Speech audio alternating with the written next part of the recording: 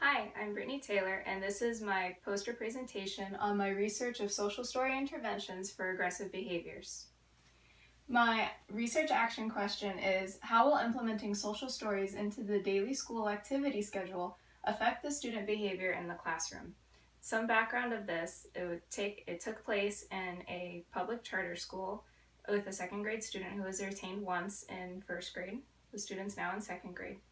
In the beginning of the school year, the student displayed aggressive behaviors such as throwing items, hitting himself, hitting peers, and hitting staff.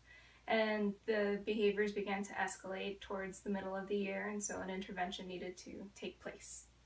So the purpose of this research study is to determine the effectiveness of the social stories when implemented to improve the aggressive target behaviors, as mentioned before, the throwing items, hitting self, hitting peers, and hitting staff. So, as I mentioned before, the participant was a second grade student in a charter school. The student was diagnosed with autism spectrum disorder when he was in kindergarten. Currently, the student was expressing aggressive behaviors, and the intervention that was selected were the use of social stories. 3 types of data were collected. The first type was the frequency of the behaviors. The second were the teacher observations, and the last data collected was the student survey. So a little information on the intervention. The social stories have been found to help students with autism identify their target behaviors, observe replacement behaviors, and review the possible outcomes in response to the behaviors presented.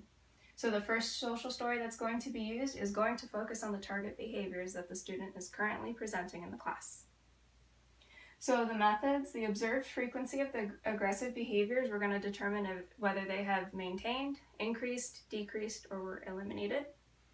The teacher's perspective of the frequency, whether they have observed that it's maintained, increased, decreased, or eliminated. And the student emotional outlook towards the classrooms, whether it has increased from sad to neutral or neutral to happy. So over here we have the data collection. This first section here is the frequency of the aggressive behavior shown in school. The behaviors were recorded in the math, specials, and reading class. The trend line represents for each class. In this case here, we're focusing in the reading class, and the trend line has a negative slope of the frequency of the behaviors. Here we have the trend line for the math class, which also has a negative slope. And down here we have the trend line for the specials class, which also represents a negative slope over the 8-week period. Over here we have the teacher responses that were given at the end of the intervention. And the teachers have all unanimously agreed that the behaviors have either decreased or were eliminated over time in the reading, the math, and the specials setting. Now down here we have the student surveys. These were given at the beginning of the intervention and the end of the intervention. And the student was asked how they felt in the reading class, in the math class, in the art class, the music, PE, and media class. Initially, the student ranged anywhere from mad to sad in all these settings. However, in the end, the student averaged between neutral to happy, which showed that not only have the behaviors decreased, but the student had better emotional outlook on education. So, in general, my findings, the students' aggressive behaviors either decreased or were eliminated after the implementation of the social stories. The teachers observed a decrease in the student throwing items and the student hitting staff.